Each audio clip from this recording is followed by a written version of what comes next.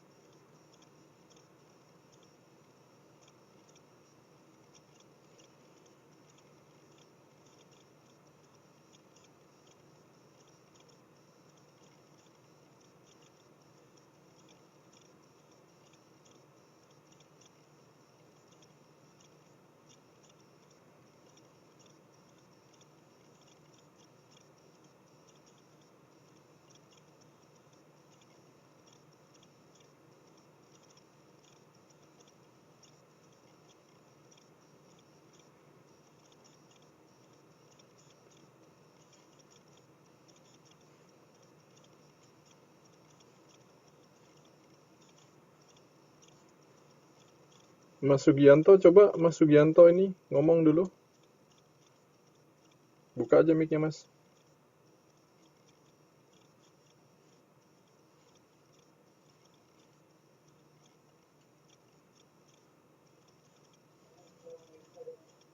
Ya, halo. Assalamualaikum warahmatullahi Ya, wabarakatuh. Waalaikumsalam. Selamat malam. Malam ini siapa aja anggotanya ya? Jelas nggak, Pak?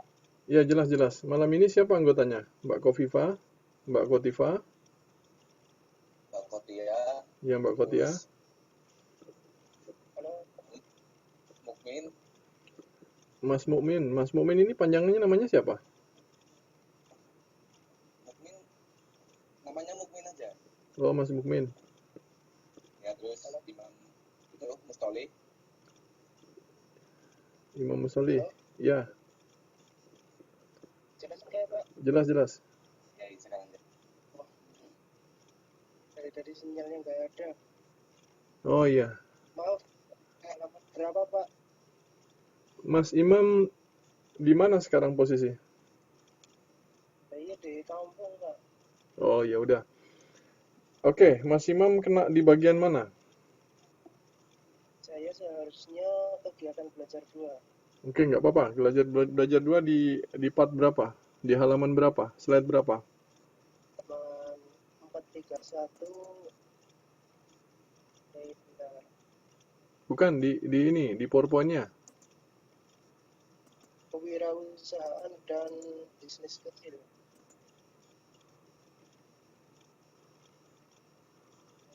Di slide 22. Oke, silakan. Bismillahirrahmanirrahim. Assalamualaikum warahmatullahi wabarakatuh. Waalaikumsalam. Saya di sini untuk mempresentasikan tentang kewirausahaan dan bisnis kecil. Pertama-tama perkenalkan, nama saya Mustoli dari kelompok 3. Baik, dimulai. Kewirausahaan dan bisnis kecil. Kewirausahaan merupakan penerimaan terhadap resiko dalam memulai dan melaksanakan bisnis. Wirausaha adalah orang yang memiliki bakat atau kemampuan memfokuskan pada kesempatan baik yang dimiliki baik dalam usaha yang baru maupun usaha yang telah ada, untuk menciptakan nilai dan mengonsumsikan resiko, dan penghargaan merupakan hasil usahanya sendiri.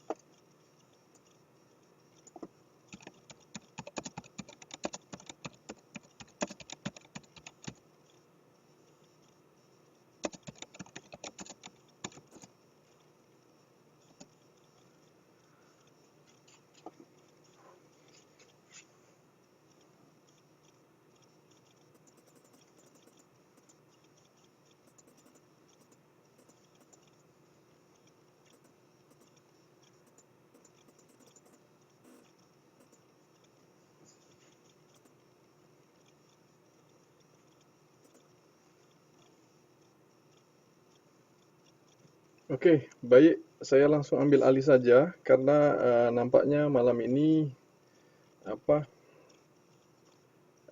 teman-teman masih belum siap untuk bisa tampil maksimal, baik itu berkaitan dengan sinyal maupun yang lain ya. Nggak apa-apa, saya ambil alih saja karena waktu terus berjalan. Saya khawatir nanti materi tidak bisa tersampaikan dengan baik. Oke, Mbak Suharni, nggak usah khawatir, saya yang cover. Gini,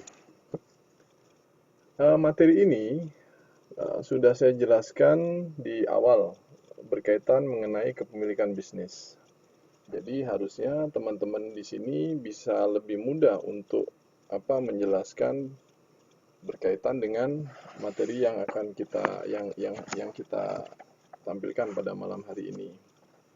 Ya, jadi di sini yang pertama dijelaskan mengenai bentuk kepemilikan. Bentuk kepemilikan di sini di dalam modul ini didefinisikan bentuk kegiatan bisnis dilihat dari siapa pemilik atau pendirinya, sumber modalnya, apa tujuan pendiriannya. Nah, di awal-awal lalu kita pernah diskusi berkaitan dengan tipe bisnis. Ada manufaktur, ada jasa, ada pengecer dan distributor, ada pertanian, pertambangan, dalam bentuk bisnis finansial, bisnis informasi, bisnis utilitas, bisnis real estate, sampai ke transportasi. Begitu banyak bisnis yang bisa kita jalankan dalam kehidupan sehari-hari. Ketika berbicara mengenai industri manufaktur, di situ ada bisnis yang menghasilkan produk yang berasal dari barang mentah atau komponen-komponen yang kemudian dijual untuk mendapatkan keuntungan. Nah, tadi sudah dijelaskan, contoh manufaktur di sini ada adalah perusahaan yang memproduksi barang. Kalau di dalam modul itu dalam bentuk kendaraan. Mungkin bisa saja kita bisa memberikan contoh yang lain dalam industri manufaktur yang ada di negara kita. Begitu banyak industri manufaktur yang di negara kita. Mungkin coba Mbak Sri Handayani dulu. Apa saja salah satunya industri manufaktur yang ada di negeri kita?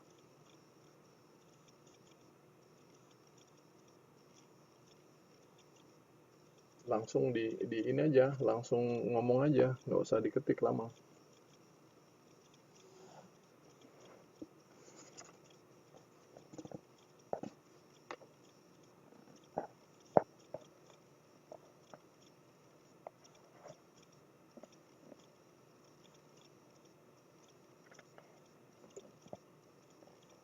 Industri kayu.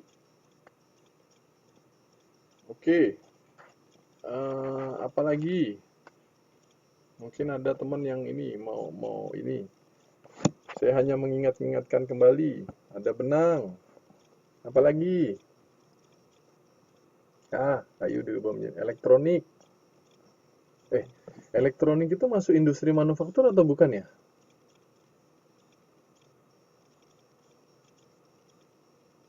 Bukan. Apa jadinya Mbak Nia?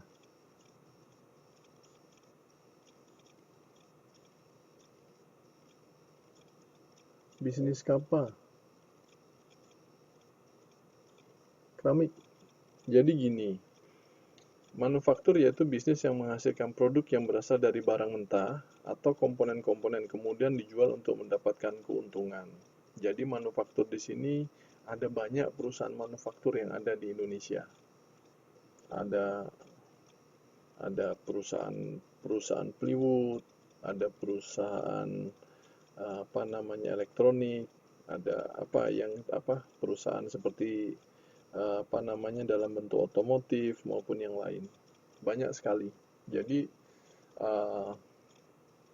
teman-teman jangan pernah lupa mengenai industri manufaktur.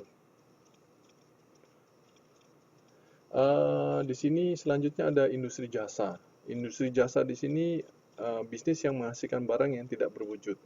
Jadi ketika berbicara mengenai produk, di sini ada yang namanya barang atau jasa. Produk jasa. Jasanya apa? Macam-macam. tidak hanya dalam konsultan hukum atau psikologi, jasa pendidikan, tetapi ada banyak jasa yang lain yang bisa yang bisa kita ambil sebagai contoh. Salah satunya ya ada bisnis pangkas rambut, ada bisnis salon dan lain sebagainya. Itu yang bisa kita kita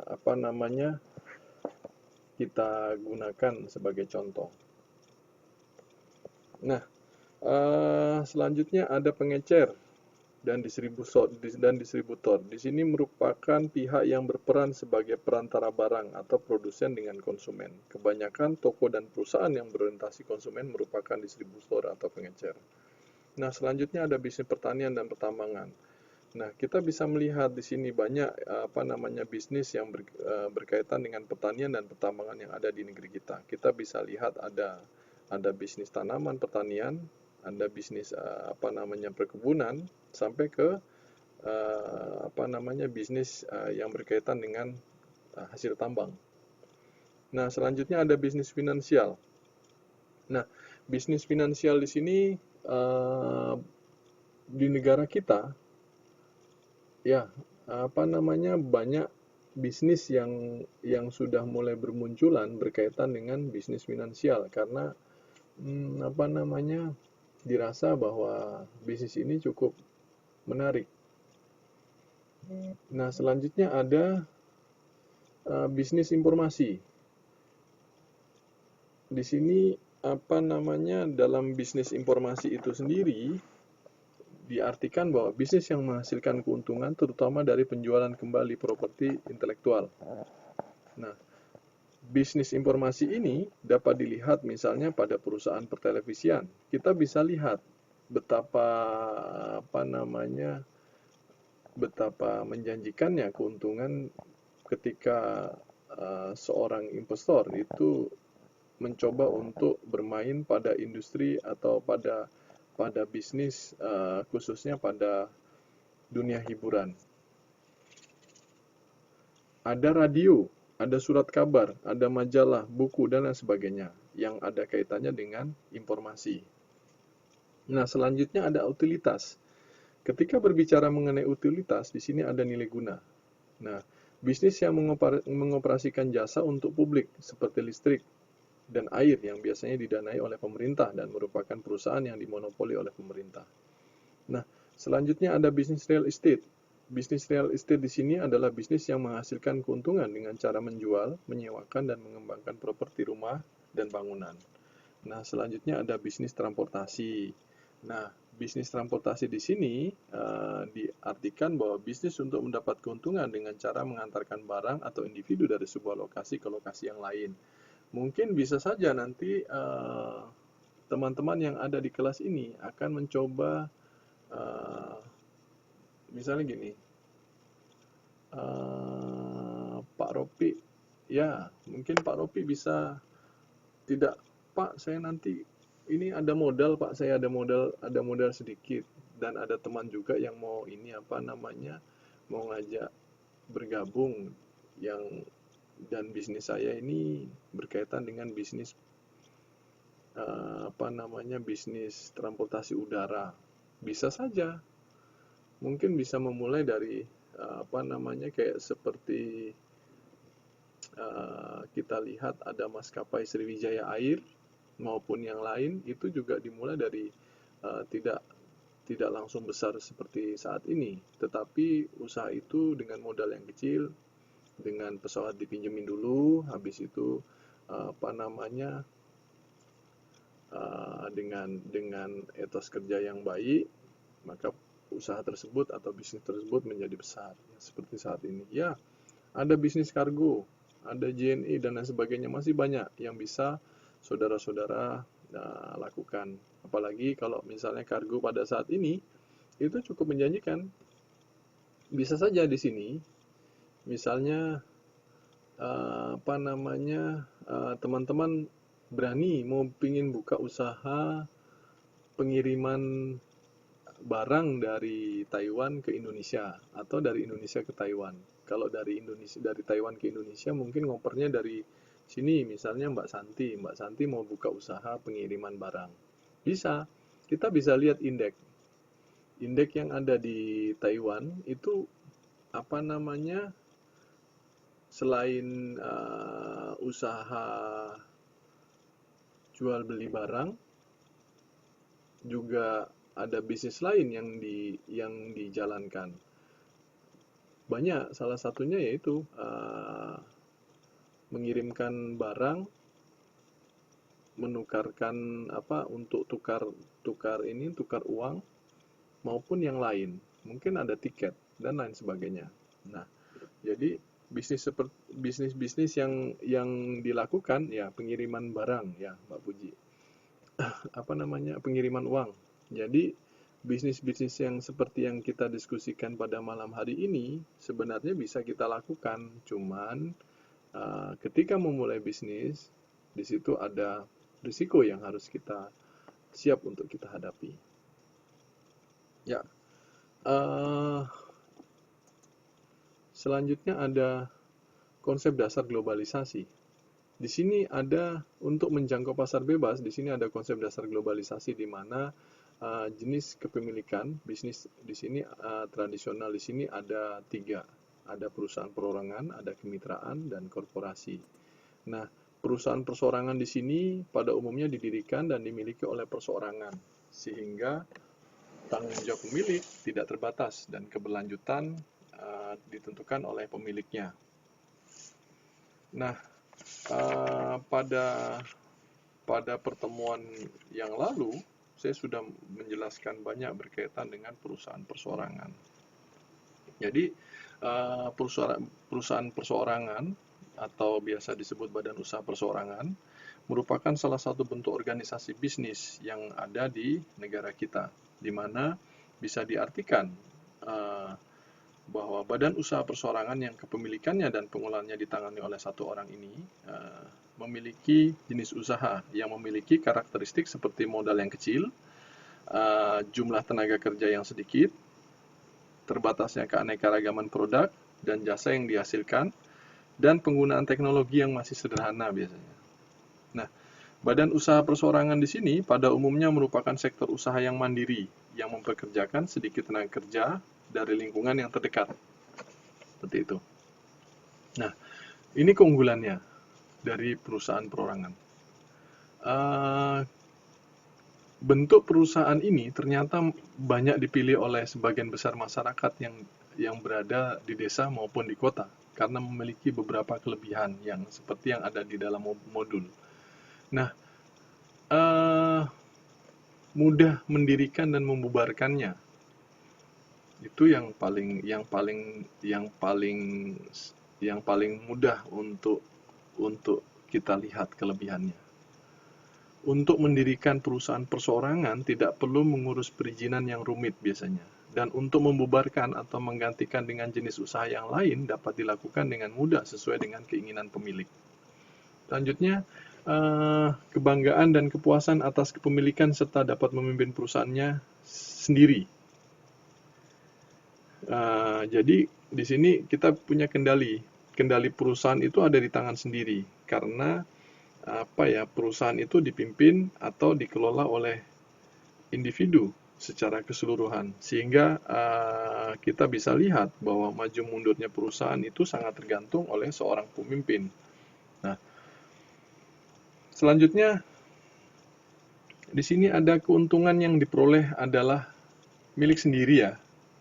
Jika mampu menghasilkan keuntungan yang besar, maka keuntungan itu menjadi hak pemilik sepenuhnya tanpa perlu membagikan dengan pihak lain.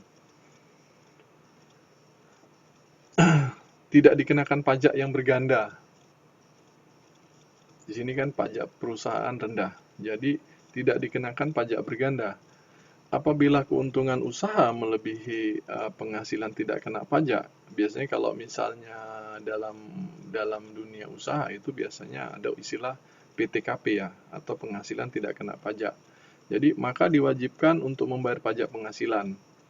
Pada badan usaha perseorangan di sini tidak ada pajak usaha, tetapi pungutan dari dalam bentuk seperti retribusi.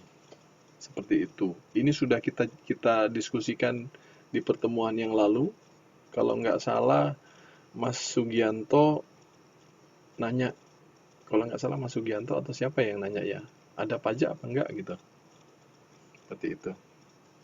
Nah, selanjutnya ada kelemahan dari perusahaan perseorangan.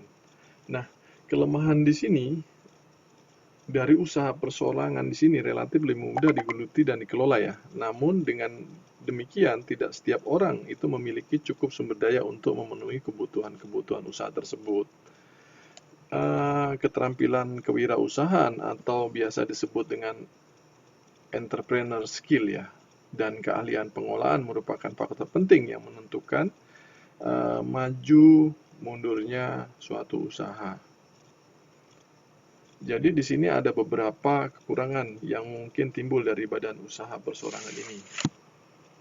Jadi tanggung jawab di sini pemilik tidak terbatas. Jadi di sini bisa dijelaskan bahwa tanggung jawab yang tidak terbatas atas risiko kerugian. Dalam badan usaha perseorangan, pemilik harus siap menanggung segala kemungkinan jika perusahaan mengalami kerugian. Kewajiban dan utang perusahaan harus dipenuhi bagaimanapun caranya, termasuk penggunaan harta pribadi. Jadi kalau misalnya Mbak Jakfar Kolik mau buka usaha perseorangan, bisa saja melanjutkan usaha, tetapi ya ketika perusahaan mengalami risiko kerugian, mau tidak mau, siap tidak siap, pemilik harus siap menanggung segala kemungkinan jika perusahaan mengalami kerugian. Seperti itu. Nah, keterbatasan sumber daya modal itu juga menjadi salah satu kelemahan dari perusahaan perseorangan, di mana modal yang disediakan sangat terbatas karena jumlahnya tergantung dari kemampuan pemilik. Nah, kesulitan dana ini merupakan salah satu faktor ya yang menyebabkan terbatasnya pertumbuhan dari badan usaha perseorangan itu sendiri. Jadi, keterbatasan itu akan dapat diatasi jika bentuk usaha berupa partnership atau korporasi seperti yang dijelaskan oleh Mbak Tiah sama Mbak siapa ya? Mbak Kolifatuh Salma ya.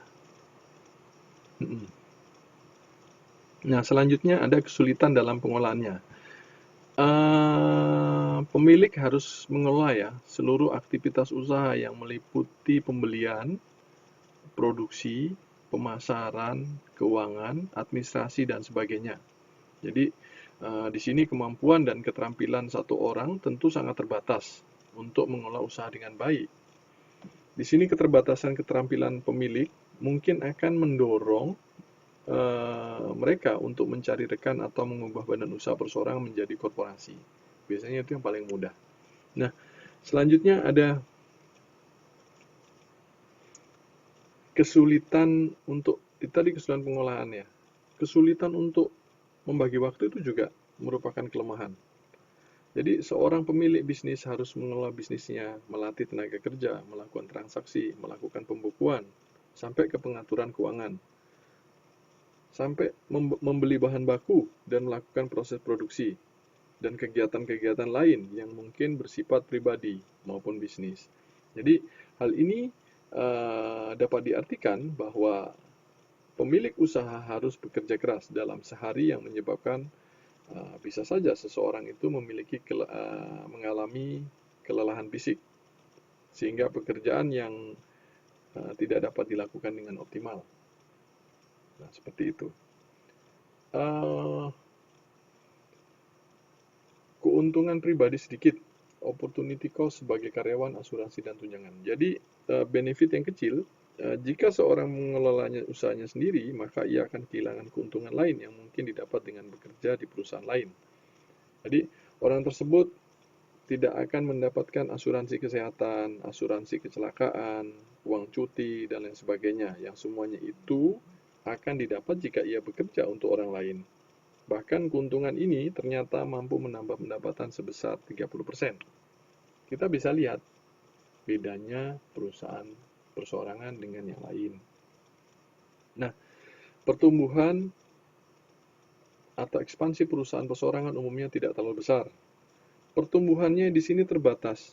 Jika pemilik kemudian tidak memiliki kapasitas yang memadai lagi, maka bisnis kemungkinan akan macet dan tentunya akan memperlambat kemungkinan ekspansi usaha. Nah, keberlanjutan diragukan bila pemiliknya meninggal. Tenggang waktu usaha ini sangat terbatas. Jika pemilik meninggal atau pensiun, maka bisnisnya ini akan macet atau mati, kecuali jika dijual pada pihak lain yang kemudian akan meneruskan usaha tersebut. Kita bisa melihat beberapa kasus-kasus serupa yang berkaitan dengan perusahaan perseorangan yang ada di negeri kita. Selanjutnya ada tipe perusahaan perseorangan. Di sini ada perusahaan perseorangan berizin. Ada perusahaan-perusahaan tidak berizin. Ini memiliki tanda usaha perdagangan. Di sini ada yang berizin, ada yang tidak berizin. Ini mungkin saya agak cepat aja karena itu nggak ada masalah. Ada persekutuan atau partnership, ada persekutuan umum, ada persekutuan terbatas, ada persekutuan yang terbatas kepemilikannya. Ini yang ada pada bentuk-bentuk kepemilikan bisnis dari persekutuan atau partnership.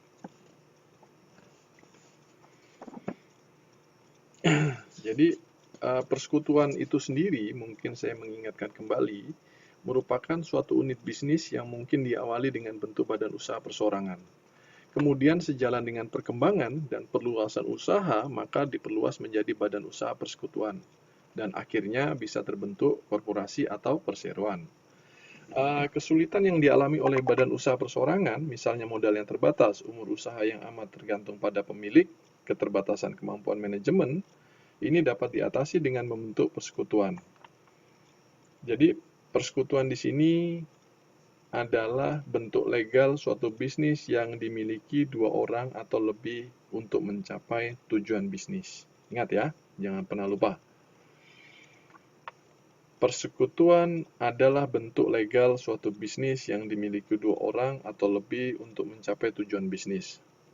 Nah, pembentukan persekutuan bisa berdasarkan kontrak tertulis atau kesepakatan yang legal. Untuk membentuk persekutuan yang baik, di sini perlu kesepakatan untuk menyamakan visi dan tujuan pembentukan unit bisnis. Oleh karena itu, pengusaha perseorangan hendaknya memilih partner yang dapat memenuhi komitmen bersama-sama. Nah, dari persekutuan itu sendiri, itu memiliki kelebihan. Jadi organisasi bisnis berbentuk persekutuan ini memiliki beberapa kelebihan dibandingkan dengan badan usaha perseorangan. Yang pertama, kemudahan dalam pembentukan.